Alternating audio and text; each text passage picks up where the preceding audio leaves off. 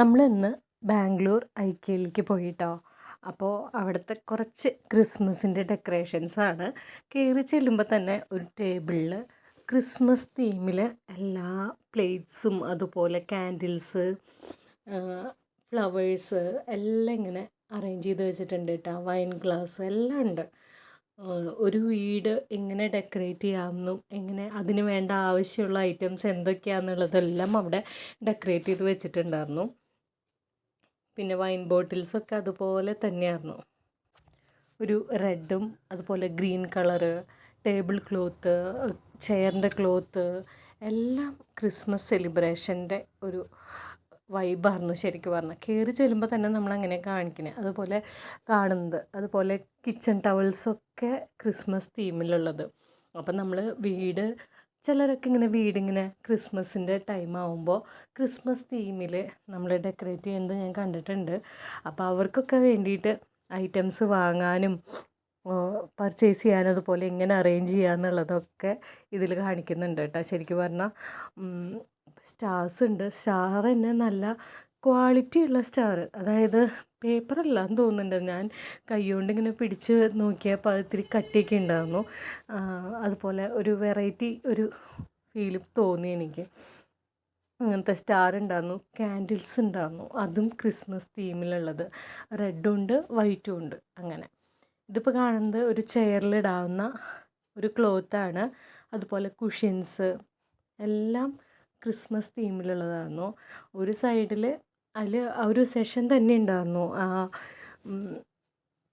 Christmas തീമിലുള്ള ഐറ്റംസിന് വേണ്ടിയിട്ട്. കാരണം next festival എന്ന് പറയുന്നത് ക്രിസ്മസ് ആണല്ലോ. അപ്പോൾ ഒരുപാട് ആൾക്കാരത് വാങ്ങുകയും ചെയ്യും, അതുപോലെ അറേഞ്ച് ചെയ്യുകയും ചെയ്യും. അപ്പോൾ പല തരത്തിൽ ഇവർ അവിടെ ഇങ്ങനെ അറേഞ്ച് ചെയ്ത് വെച്ചിട്ടുണ്ട് കേട്ടോ. പല ടേബിളിലും പല മോഡലിലാണ് ഇവർ അറേഞ്ച് ചെയ്ത് വെച്ചിരിക്കുന്നത്.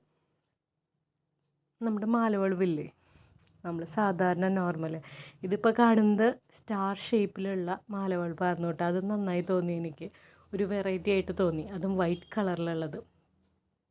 അതിങ്ങനെ ഒരു സൈഡിലിങ്ങനെ വെച്ചിട്ടുണ്ട്.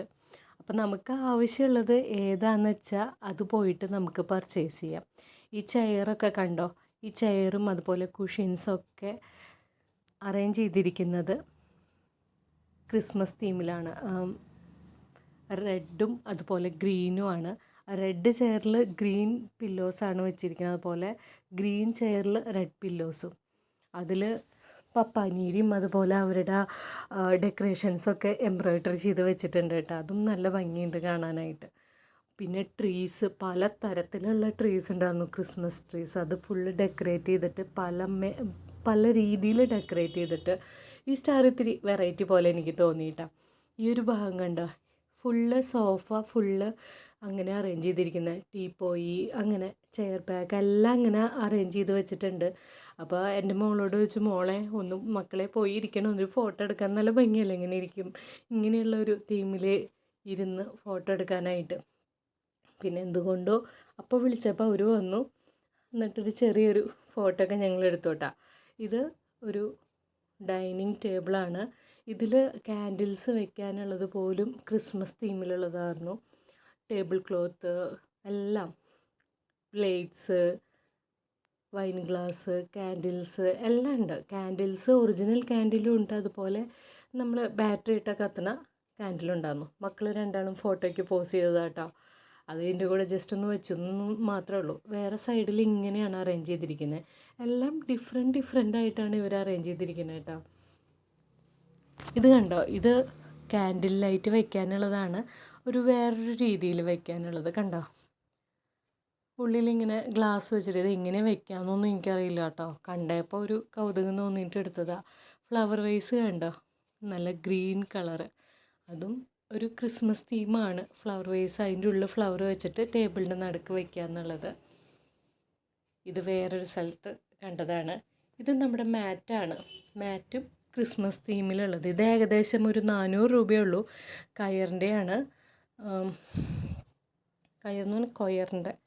അപ്പോൾ എന്തായാലും ഇതൊക്കെ കണ്ട് ഞങ്ങൾ അവിടുന്ന് ടാറ്റ പറഞ്ഞു.